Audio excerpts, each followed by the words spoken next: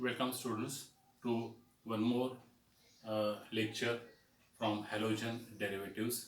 Up till now we have seen the definition of halogen derivatives, then the classification, nomenclature, the methods for the preparation of halogen derivatives, and now we are studying the chemical properties of these alkyl halides, that is monohalogen derivatives of alkanes. In last lecture we have seen one reaction which is called as alkaline hydrolysis, that is action of aqueous alkali, that is NaOH or KOH. So when this aqueous alkali reacts with this alkyl halides, the halogen atom is replaced by OH group and you get alcohols as the product. So depending upon the type of halogen derivatives or alkyl halide taken, you get the different types of alcohols. If you take primary alkyl halide, you get primary alcohols as the product. If you take secondary alkyl halide, you get secondary alcohol as the product. And if you take tertiary alkyl halide, you get tertiary alcohol as the product.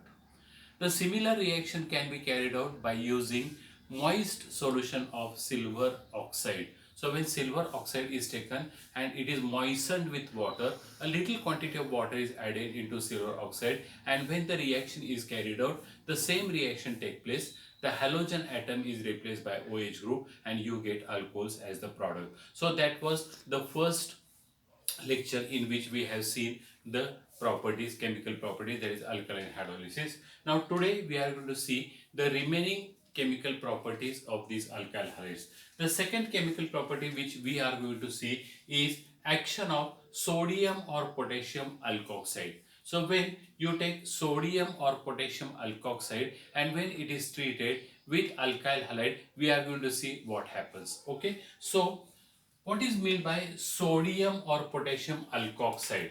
Now look at the word. The word is self-explanatory. We have seen alkoxide. ALK stands for alkyl group, that is R. Then oxide means it has oxygen, and sodium or potassium. Okay, so you can join sodium over here. So this will be sodium alkoxide. Okay, sodium alkoxide, that is RONA. If you take potassium, it will be ROK, potassium alkoxide. ठीक आहे, sodium अल्कॉक्साइड आणि potassium अल्कॉक्साइड हे आपलं starting material आहे. आणि हे sodium किंवा potassium अल्कॉक्साइड घेतलं आणि ते जर समजा आपण अल्काइल हलाइड बरोबर ट्रीट केलं, that is RX, alkyl halide. Okay, what will happen बघूया. The reaction is very simple. आपल्याला माहिती आहे की आपण सबस्टिट्यूशन रिॲक्शन्स बघतोय आणि मग सबस्टिट्यूशन रिॲक्शन मध्ये काय होतं, तर अल्काइल हलाइड मधला हॅलोजन ॲटम जो आहे तो रिप्लेस होतो किंवा सबस्टिट्यूट होतो. मग आता इथं काय होणार आहे, तर this sodium and this halogen NaX remove होईल आणि you will get RO and R. इथं थोडंसं वॉर्म करायला लागतं आपल्याला, not heating but just warming. ठीक आहे, वॉर्म करायला लागतं आणि मग हा RO आणि ROR आपल्याला मिळतं की ज्याला आपण इथर असं म्हणतो. सो यू गेट इथर प्लस NaX. ठीक आहे, अशा पद्धतीने ही रिॲक्शन जी आहे ही रिॲक्शन होणार आहे. म्हणजे मी असं म्हणेन की जर समजा आपण सोडियम अल्कॉक्साइड घेतलं आणि हे सोडियम अल्कॉक्साइड जर आपण अल्काइल हलाइड बरोबर ट्रीट केलं,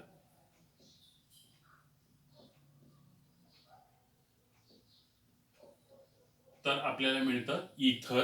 हा आपल्याला प्रॉडक्ट जो आहे तो प्रॉडक्ट मिळतो. त्याच्याऐवजी समजा आपण पोटॅशियम अल्कॉक्साइड घेतलं आणि ते अल्काइल हलाइड बरोबर ट्रीट केलं, तर फक्त चेंज काय होणार आहे, तर या दोन रिॲक्शन जर आपण केल्या तर इथं NaX च्या ऐवजी आपल्याला KX हा प्रॉडक्ट मिळणार आहे. ठीक आहे, म्हणजे तुम्ही सोडियम घेऊ शकता किंवा पोटॅशियम जे आहे ते पोटॅशियम आपण घेऊ शकता. ओके, आता जर समजा मी जर काही एक्झाम्पल्स घ्यायचे असतील तर आपल्याला प्रॉडक्ट काय मिळतात हे आपण बघूया.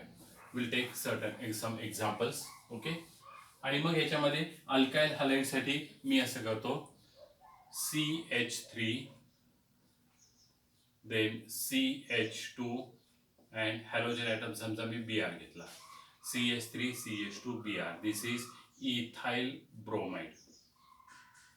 So when ethyl bromide is taken and this ethyl bromide is treated with sodium ethoxide, okay, sodium ethoxide म्हणजे याच्यामध्ये सोडियम असणार आहे, त्याच्यानंतर ऑक्सिजन असणार आहे आणि इथाइल ग्रुप असणार आहे, that is CH2 and CH3. So this is sodium ethoxide. Sodium ethoxide. Okay, मग इथाइल ब्रोमाइड घेतलं आणि ते जर मी समजा सोडियम इथॉक्साइड बरोबर ट्रीट केलं, आता आपल्याला माहिती आहे की हा Na आणि हा Br, NaBr निघून जाईल आणि हा CH3CH2 तो OCH2CH3 ला अटॅच होईल आणि मग आपल्याला प्रॉडक्ट मिळेल, हे थोडंसं वॉर्म करायचंय, आपलं प्रॉडक्ट मिळेल CH3 then CH2O CH2 and CH3. Okay, this is diethyl ether.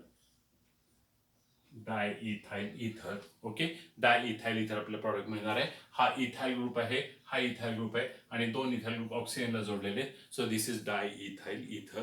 This is the product. Okay, now if you look at this particular reaction, you will find in ethyl bromide you have taken the alkyl group as ethyl group. In sodium ethoxide again you have taken the ethyl group. Okay, ethyl group दोन्हीकडे घेतलेला आहे. Product मध्ये तुम्हाला ethyl group जो आहे तो ethyl group मिळालेला आहे आणि बाय प्रॉडक्ट जो आहे तो NaBr असेल. आता ऑक्सिजनच्या दोन्ही साईडला जर समजा सेम ग्रुप असतील तर you call them as simple इथर. तुम्ही त्याला सिंपल इथर असं म्हणता. म्हणजे जर तुम्हाला सिंपल इथर जर तयार करायचं असेल तर तुम्हाला काय करावं लागतं, तर दोन्ही साईडला इथाइल ग्रुप जे आहे ते इथाइल ग्रुप सेम घ्यायला लागतील. ओके, आणि जर समजा तुम्हाला मिक्स्ड इथर तयार करायचं असेल, मिक्स म्हणजे काय, तर दोन्ही अल्काइल ग्रुप जे आहेत ते वेगळे वेगळे. म्हणजे जर समजा मी इथाइल ब्रोमाइडच्या ऐवजी जर समजा मी मिथाइलचं काहीतरी घेतलं, समजा मी मिथाइल क्लोराईड घेतलं आणि हे मिथाइल क्लोराईड मी पोटॅशियम इथॉक्साइड बरोबर ट्रीट केलं, सोडियम किंवा पोटॅशियम काही घेतलं तरी चालेल. तसंच मिथाइल क्लोराईडच्या ऐवजी तुम्ही ब्रोमाइड घेऊ शकता, आयोडाईड घेऊ शकता. ओके, आणि हे जर समजा मी गरम केलं, वॉर्म केलं, तर आता काय होणार आहे, हा के आणि हा Cl, KCl निघून जाईल. सॉरी, इथं आपण फॉर्म्युला लिहूया, KOCH2 and CH3. Okay, this is potassium ethoxide and this is methyl chloride.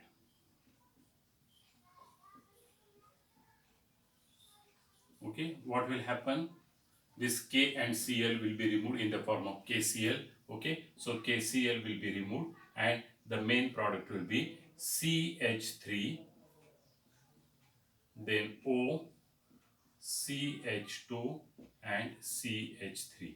So this is ethyl, methyl and then ether.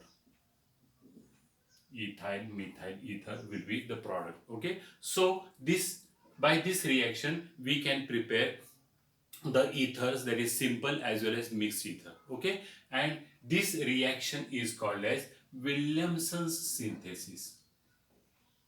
Okay, so by Williamson's synthesis we can prepare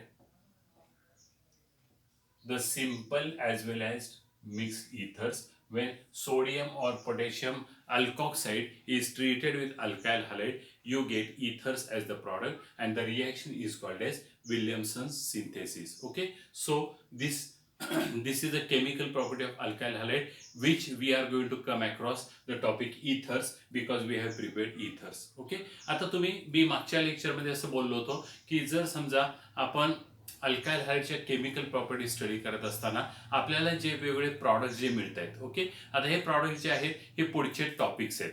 म्हणजे ज्या वेळेला तुम्ही alkaline hydrolysis केलं त्यावेळेला तुम्हाला alcohols मिळालं. Okay, मग alcohol मिळालं म्हणजे तुम्ही असं म्हणू शकता की ही जी आहे ती अल्कोहोलची प्रिपरेशन मेथड आहे. मग तिथं जशी ती केमिकल प्रॉपर्टी होती तशी अल्कोहोल या टॉपिकमध्ये ती प्रिपरेशन मेथड म्हणून येणार आहे. तसंच आता इथं आपण सोडियम किंवा पोटॅशियम अल्कॉक्साईड घेतलं आणि ते अल्काइल हालाइड बरोबर ट्रीट केलं, आपल्याला इथर मिळाले. मग आता या टॉपिकमध्ये असं म्हणू, this is a chemical property of alkyl halide. पण ते ज्यावेळेला इथर टॉपिक आपण करू त्यावेळेला आपल्याला असं लक्षात येईल की ही इथरची प्रिपरेशन मेथड आहे. ओके, म्हणजे ज्या ज्या केमिकल प्रॉपर्टीज आपण स्टडी करणार आहे त्या एक एक केमिकल प्रॉपर्टी जी आहे त्या पुढच्या टॉपिकमध्ये प्रिपरेशन मेथड म्हणून येणार आहेत. आणि म्हणून मी मागच्या लेक्चरमध्ये असं तुम्हाला सांगितलं होतं की आपण हे ऑर्गॅनिक केमिस्ट्री जी आहे ती इंटर रिलेटेड आहे. एकमेकाचा रेफरन्स जो आहे तो एकमेकामध्ये येतो आणि त्याच्यामुळं आपण एक टॉपिक केला की ऑटोमॅटिकली दुसऱ्या टॉपिक मधलं बरंचसं जे आहे ते आपलं झालेलं असणार आहे. Okay, so this was the second method by which second you can say chemical property by which alkyl halides are converted into ethers. Okay, so you will get the simple ether as well as mixed ether. Now same ethers can be obtained when you treat these alkyl halides with dry silver oxide. Okay, so we are going to see what happens when dry silver oxide reacts with alkyl halide. Okay, आता आपण alkyl हॅलाइड्स घेऊया आणि त्या alkyl हॅलाइड्स मध्ये आपण dry silver oxide जे आहे ते ड्राय सिल्वर ऑक्साइड टाकू.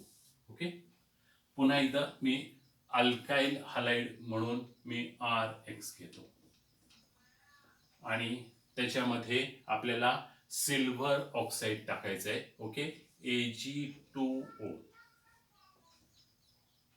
ठीक आहे, Ag2O आपल्याला टाकायचे आणि मग आपण असं करूया आणखी एक अल्काइल हॅलाइड घेऊया. म्हणजे मी 2 अल्काइल हॅलाइड्स घेतले आणि आता हे जे आहेत हे मी सिल्वर ऑक्साइड बरोबर ट्रीट केले Ag2O आणि हे थोडंसं आपण वॉर्म करू, गरम करू. ठीक आहे, हे गरम केल्यानंतर काय होतं तर हा Ag आणि हा X, दुसरा Ag आणि X म्हणजे 2 AgX निघून जातील. म्हणजे सिल्वर हॅलाइड जे आहे हे सिल्वर हॅलाइड्स निघून जातील. आता उरलं इकडं R, नंतर हा O आणि हा R, म्हणजे you get R O and R which is nothing but ether. So ethers can be obtained by treating dry silver oxide. Okay, dry म्हणजे काय तर कोरडं आपल्याला सिल्वर ऑक्साइड घ्यायचंय. बघा तुम्हाला आठवत असेल मागच्या लेक्चरमध्ये आपण काय केलं होतं तर सिल्वर ऑक्साइड घेतलं होतं but that was moisten with water.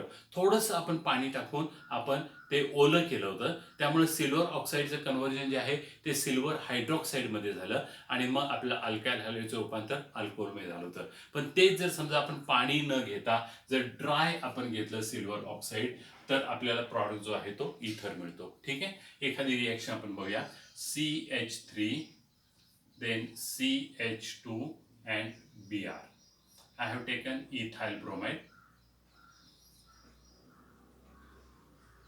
and this ethyl bromide is treated with silver oxide, that is dry silver oxide. I will have to take one more ethyl bromide, Br, CH2 and CH3. Okay, मी 2 घेतो आणि हे warm करतो, थोडंसं आपण गरम करूया. Okay, आता काय होणार आहे तर हे 2 Ag आणि हे 2 Br, AgBr निघून जातील, ट्वाइस AgBr आणि आपल्याला प्रॉडक्ट मिळेल CH3 then CH2O, CH2 and CH3. This is diethyl ether. Okay, you get diethyl ether. आता या रिएक्शन मध्ये जर आपण जर बघितलं तर पुन्हा एकदा आपण दोन्हीकडे इथाइल ग्रुप घेतलेला आहे आणि Ag2O वर ट्रीट केला, तेव्हा प्रॉडक्ट मध्ये देखील आपल्याकडे दोन्हीकडे इथाइल ग्रुप जे ते इथाइल ग्रुप आपल्याला मिळाले. म्हणजे आपल्याला सिंपल इथर जे आहे हे सिंपल इथर मिळालं. ओके, आता जर समजा आपल्याला मिक्स्ड इथर पाहिजे असेल तर आपल्याला काय करायला लागणार आहे तर एका ठिकाणी एक अल्काइल ग्रुप घ्यायला लागणार आहे, दुसऱ्या ठिकाणी दुसरा अल्काइल ग्रुप घ्यायला लागणार आहे. म्हणजे जर मला मिक्स्ड इथर तयार करायचं असेल तर मी एक इथाइल ब्रोमाइड घेईन, एक मिथाइल ब्रोमाइड घेईन आणि ते Ag2O बरोबर ट्रीट करेन. ओके, आता हे थेरॉटिकली ठीक आहे की एक इथाइल आणि एक मिथाइल घेतला की प्रॉडक्ट मध्ये एक इथाइल आणि एक मिथाइल येईल. ओके, हे थेरॉटिकली बोलायला सोपं आहे. But Wien actually you carry out the reaction, त्यावेळेला तुम्ही रिॲक्शन करता त्यावेळेला आपल्याला माहिती नाही की त्या फ्लास्कमध्ये आपण इथाइल ब्रोमाइड घेतलेलं आहे, मिथाइल ब्रोमाइड घेतलं आहे, म्हणजे we have taken mixture of these two ethyl and methyl bromide and we are treating with Ag2O. ठीक आहे. आता ॲक्च्युअल रिॲक्शन होते त्यावेळेला त्या फ्लास्कमध्ये नक्की काय होणार आहे. समजा 2 मिथाइल ब्रोमाइड एकत्र आले आणि ते सिल्वर ऑक्साईड बरोबर ज्यावेळी रिॲक्ट होतील त्यावेळेला तुम्हाला इथरमध्ये दोन्ही ठिकाणी मिथाइल ग्रुप मिळतील, म्हणजे you will get dimethyl ether will as the product. Okay. जर समजा 2 इथाइल ग्रुप एकत्र आले त्या रिॲक्शन मिक्सचरमध्ये तर आपल्याला डाय इथाइल इथर जो आहे तो प्रॉडक्ट मिळेल. आणि जर समजा एक इथाइल आणि एक मिथाइल एकत्र आला तरच तुम्हाला इथाइल मिथाइल इथर मिळणार आहे, म्हणजे मिक्स्ड इथर मिळणार आहे. म्हणजे मी असं म्हणेन की ही मेथड जी आहे या मेथडनी आपल्याला मिक्स्ड इथर तयार करणं तितकंसं सोपं नाहीये. सिंपल इथर यू विल गेट, पण मिक्स्ड इथर जर करायचे असतील तर ही मेथड जी आहे या मेथडचा उपयोग जो आहे तो उपयोग होणार नाही. पण तेच ह्याच्या अगोदरची आपण जी मेथड घेतली होती सिल्वर सॉल्ट ऑफ सोडियम और पोटॅशियम अल्कॉक्साईड आणि अल्कायल हॅलाइड, इथं मात्र आपल्याला हे सिंपल ॲज वेल एज मिक्स इथर दोन्ही आपण तयार करू शकतो. कारण एका ठिकाणी ऑक्सिजनला सोडियम जोडलेलं आहे आणि दुसऱ्या ठिकाणी अल्काईल हॅलाइड आपण घेतलेलं आहे आणि Na आणि X आपण बाजूला करतोय. त्यामुळं सिंपल आणि मिक्स इथर दोन्हीही तयार होऊ शकतात. म्हणजे Williamson's synthesis is a best method for the preparation of simple as well as mixed ether. But this reaction is not that suitable method for the preparation of mixed ether. You can prepare simple ethers कारण ह्याची quantity आपण जर जास्ती घेतली, so when you take excess of ethyl bromide and treat it with Ag2O, you are going to get the simple ether. Okay. Now the next chemical property.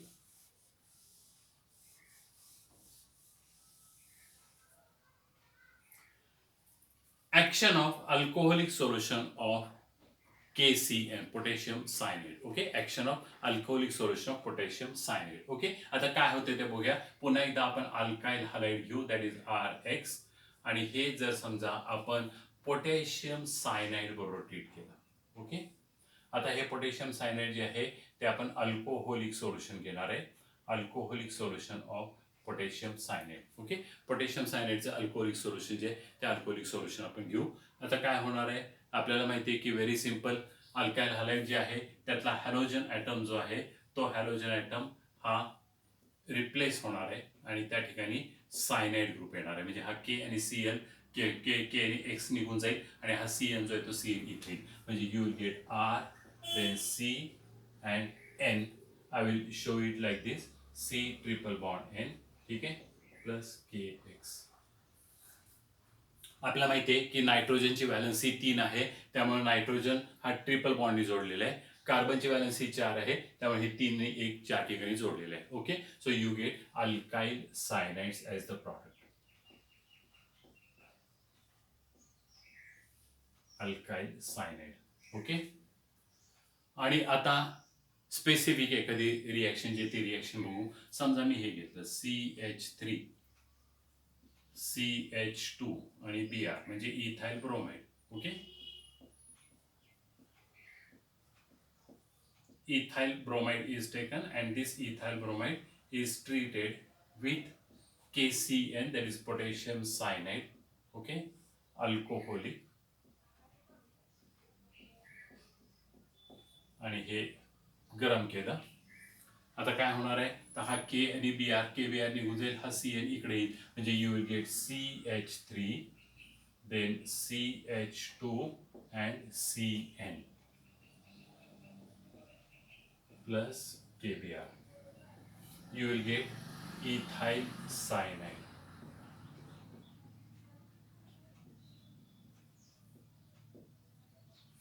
Okay.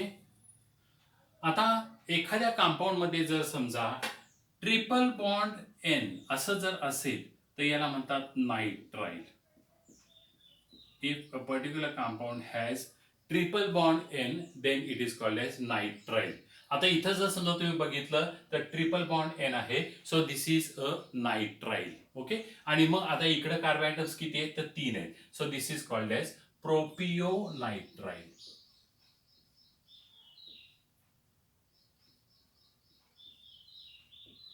Okay, this is called as propionitrile or ethyl cyanide as the product. Okay.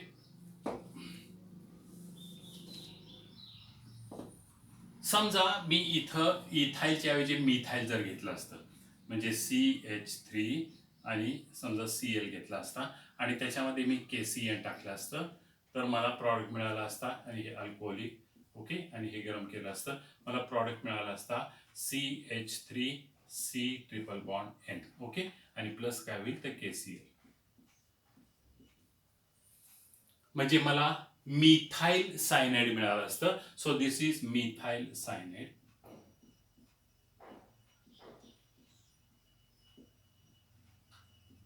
Methyl cyanide. Okay, आता methyl cyanide आहे, याला जर नायट्राइलच्या स्वरूपात जर आपल्याला बोलायचं असेल तर मी ह्याला म्हणेन acetonitrile. Okay, this is acetonitrile or methyl cyanide. Okay, so when alkyl halides are taken and these alkyl halides are treated with alkyl cyanide, alkyl halides are taken and it is treated with potassium cyanide, alcoholic solution of potassium cyanide, you get the alkyl cyanides as the product. Okay.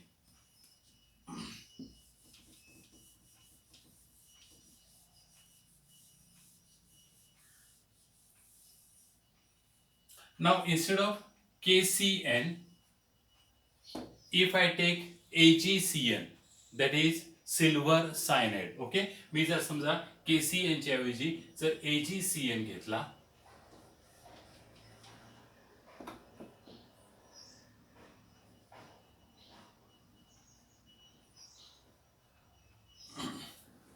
आता तुम्ही म्हणाल की AgCN घेतलाय, फक्त K च्या ऐवजी Ag केलाय, त्यामुळं Ag आणि X जो आहे तो AgX निघून जाईल. ओके, म्हणजे KX च्या ऐवजी AgX जो आहे तो निघून जाईल.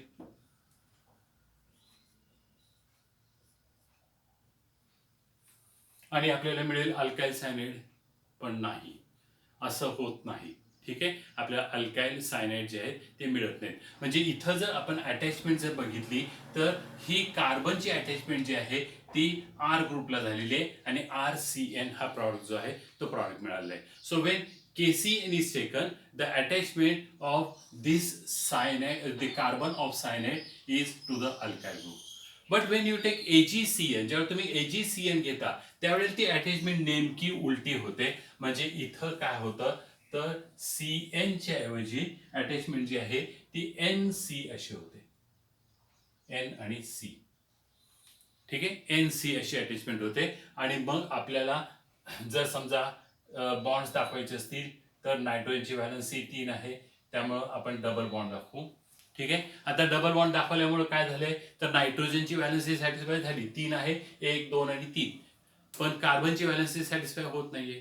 पण आपल्याला माहितीये की नायट्रोजन मध्ये लोन पेअर ऑफ इलेक्ट्रॉन असते. ओके, जर नायट्रोजन समजा तुम्ही जर बघितलं तर नायट्रोजन मध्ये जर समजा तुम्ही बघितलं तर नायट्रोजनचा ॲटॉमिक नंबर 5 आहे, म्हणजे इलेक्ट्रॉनिक कॉन्फिगरेशन विथ 2 and 5.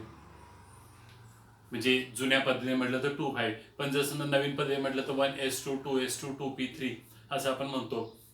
मग आता इथं 2 5 म्हटल्यानंतर नायट्रोजनच्या आउटरमोस्ट शेलमध्ये 5 इलेक्ट्रॉन्स आहेत. त्या 5 इलेक्ट्रॉन पैकी आपण 3 इलेक्ट्रॉन जे ते इथं वापरले, 1 2 आणि 3. ओके, आणि 2 इलेक्ट्रॉन शिल्लक आहेत. हे 2 इलेक्ट्रॉन आपण लोन पेअरच्या स्वरूपामध्ये आपण दाखवू शकतो. And these 2 electrons are use for the formation of coordinate bond. आणि कोऑर्डिनेट बॉन्ड जो आहे तो असा ॲरोनी दाखवला जातो. So both these electrons they are use for the formation of bond. Okay, आणि मग आता हे दोन्ही इलेक्ट्रॉन वापरले आणि कार्बनचे देखील 2 व्हॅलन्सीज शिल्लक आहेत. त्या 2 व्हॅलन्सीज हे इलेक्ट्रॉन जे ते इलेक्ट्रॉन सॅटिस्फाय करतील आणि आपल्याला मिळेल alkyl isocyanide. This is called as isocyanide. म्हणजे NC ग्रुप असेल तर आयसोसायनाइड म्हणतात आणि CN ग्रुप असेल तर सायनाइड म्हणतात. So when silver cyanide is taken you get isocyanide as the product. आता पुन्हा एकदा आपण एखादी रिॲक्शन बघू. समजा मी मिथाइल आणि आयोडाईड घेतलं. Okay, methyl iodide. And when this methyl iodide is treated with silver cyanide, that is AgCN. हे थोडंसं वॉर्म करूया. आता इथं काय होणार आहे तर मिथाईलला हा CN नाही तर NC ग्रुप अटॅच होणार आहे, म्हणजे I will get CH3N then double bond C आणि हा coordinate bond. Okay, and you will get AgI. So you will get methyl isocyanide.